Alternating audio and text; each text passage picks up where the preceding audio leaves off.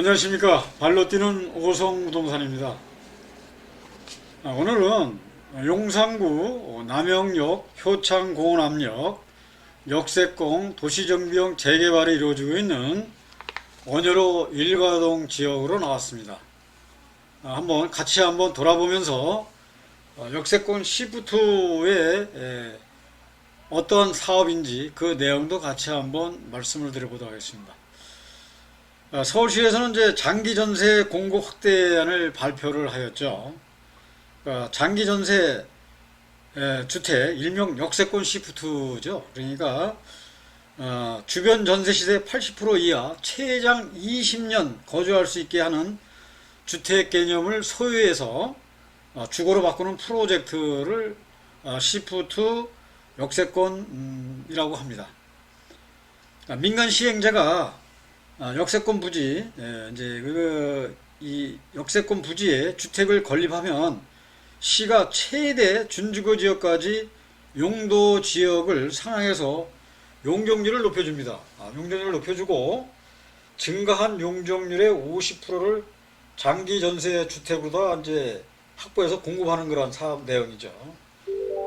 이제 조합에서는 사업성이 높아지는 한편 서울시는 임대주택을 확보할 수 있어서 양측 모두 최상의 결과를 가져다 주는 그런 사업이라고 보겠습니다.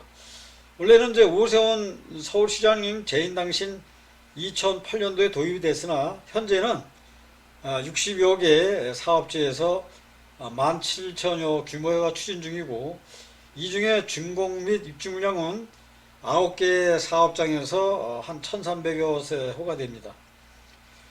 이제 개정된 이제 역세권 시프트도 도시정비용 재개발 내용 중 가장 눈에 띄는 것이 이제 용적률 완화죠. 용적률은 최대 500%에서 700%까지 완화를 하고 일률적으로 적용이 되었던 층수도 35층 층수 규제를 폐지하고 기존에는 이제 용적률에 상관없이 35층 층수 규제에 있어서 잉여 용적률을 발생하는 상업주도 있었으나 700%까지 완화가 되었기 때문에 고층 건물이 들어설 수도 있게 만들어 놨습니다. 또 역세권 장기주택 전세 사업 대상지도 확대가 되는데 용도지역 상향으로 해서 고밀개발이 가능한 1차 역세권 범위를 250m에서 350m로 올 연말까지 한시적으로 완화한 조치를 2024년까지 연장하였습니다. 올 연말까지 한시적으로 다 완화한 까닭에 작년부터 올해까지 많은 역세권 시프트 구역이 그려졌었는데 범위가 100m 더 늘어남에 따라 새로운 구역들이 많이 생겨날 것으로 기대가 됩니다. 또한 주거지역뿐만 아니라 주거기능이 밀집한 중공업 지역과 재정비 촉진 지구내 존치관리구역에서도 장기전세 주택을 할 수 있으며 정비구역 해제 지역에서도 재개발 방식으로 사업 추진이 관리가 이제 가능해집니다. 또 앞서 이제 범위가 또 100m 또 더 늘어났기 때문에 개발 가능한 장소들이 늘어남에 따라 또 더 많은 구역들이 또 생기게 될 것 같습니다. 커뮤니티 지원 시설은 의무 설치가 아니라 권장 설치로 이제 개선을 했고요. 사업 부지 최소 면적을 20% 완화하여 2,400제곱미터 이상 사업을 추진할 수 있게 되어 있는데 임대주택하면 가장 먼저 떠올랐던 전용 면적에서 벗어나서 단위 공공주택 공급을 확대하고 주거 품질을 높이기 위해서 전용 면적을 60에서 85m로 확대하였죠. 여기 원효로 일가동에도 기존의 세입자를 위한 임대 아파트를 제한 시프트로 제공되는 것은 60제곱미터와 85제곱미터로 확대돼서 좀 사업이 벌어지고 있습니다. 근데 이제 역세권 시프트라 해가지고 다 적용되는 게 아니고요. 또 서울시에서 역세권이 가능한 지역을 이미 선정해 놨습니다. 그것은 또 나중에 한번 또 말씀을 드려보도록 하고요. 도시정비용 재개발이 가능한 이제 조건인데 첫 번째가 노후도 그 불량 건축물의 수가 60% 이상이어야 합니다. 그 다음에 노후 건축물이 30년 이상 된 건축물이 30% 이상이 되어야 되고요. 그 다음에 과소 필지가 이제 150제곱 미만인 필지 비율이 40%를 넘겨야 합니다. 그 다음에 셋째, 저밀이용 2층 이하 건축물 비율이 50% 이상이어야 하죠.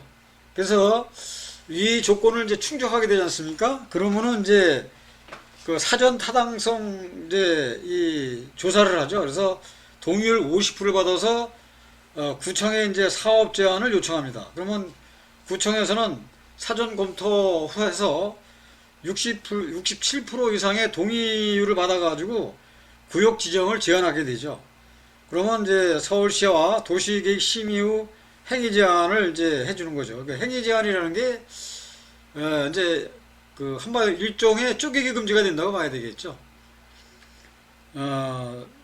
추진위가 75%의 동의를 받게 되면 조합 설립을 하게 됩니다. 그러면 상당한 인센티브를 주는 거죠. 조합 설립이 80%인데 5%를 줄여준다는 것은 상당한 인센티브를 준다고 봐야 되겠습니다. 여기 원효로 일가 같은 경우에는 2021년도 11월 12일부로 재개발 행위 제한 열람 공고를 하였습니다. 이런 열람 공고가 없이 바로 뭐 행위 제한을 해버린다 그러면 이로 인한 또 선의의 또 피해자가 생길 수도 있습니다. 그래서 건축 허가, 건축 신고, 뭐 주택으로 용도 변경, 그 다음에 집합 건축물로 또 전환, 단독주택이 되겠죠. 그 다음에 쪼개기, 분양대상자를 증가시키는 일체 행위, 이런 것을 이제 막기 위해서 하는 건데, 이건 열람 공고를 이제 2주에 이제 걸쳐서 하게 되어 있습니다. 그래서 2주까지 걸쳐서 했고요. 지금 보시는 아파트가 롯데 아파트입니다. 롯데캐슬인데, 지금 시세가 25평억이 16억에서 17억대 호가가 나오는 걸로 있습니다. 요즘 뭐 거래가 많지는 안 되지만 그래도 가격이 떨어지지 않는 게 용산의 특징이라고 볼 수 있겠습니다. 그 다음에 그 행위 제한 열람 공고를 거쳐서 행위 제한 및 지역 노면이 고시가 된 게 21년도 12월 10일에 떨어졌죠. 그래서 행위 제한 고시일로부터 3년간 이제 이게 정비구역이 미정될 때는 해제가 되는데 지금 지역 노면이 고시가 됐고 행위 제한이 떨어졌습니다. 그래서 앞으로는 이 21년도 12월 10일 이후에는 신규 건축 허가가 나지를 않고 더 이상 조합 쪼개기는 힘들어질 것으로 보이고 있습니다. 그래서 지금 서울시와 지금 이제 그 이 도시정비용 재개발 정비구역 지정 및 정비계획에 대한 연락 공람 공고가 22년 5월 6일부터 22년 6월 7일까지 30일간 공람기간을 거쳤고요. 현재는 서울시와 심의 중에 있습니다.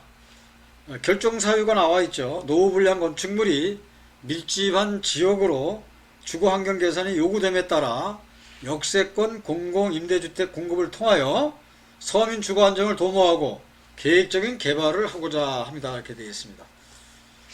지금 여기에 원효로 일가동에 들어서는 세대수입니다. 세대수는 지금 예정입니다. 총 3,316세대로 되어 있습니다. 그래서 이 중에 분양이 1,906세대로 되어 있고요. 공공임대, 그러니까 시프트죠. 그러니까 912세대.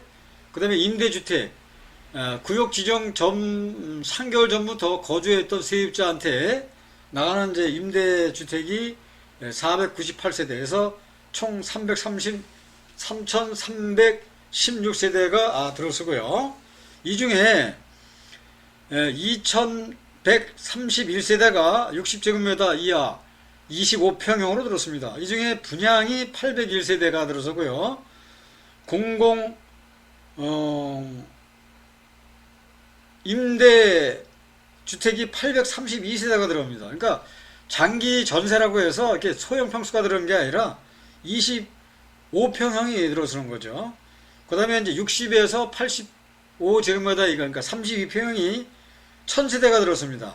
그 다음에 1000세대 중에서 920세대가 이제 분양으로 나가고요.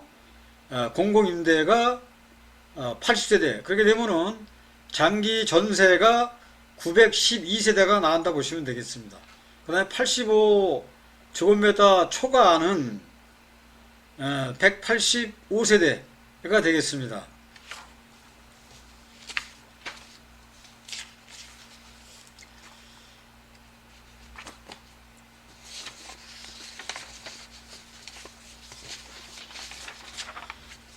이번 8월 30일 날 주민설명회가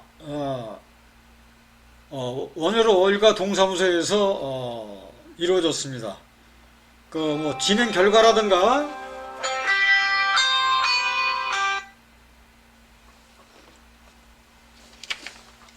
향후 진행 절차를 보면은 2년도 10월에 구역 지정이 결정될 거로다 이제 예상을 했는데, 아마 늦어도 올 연말 아니면 내년 초에까지는 구역 지정이 떨어질 것으로 보고요.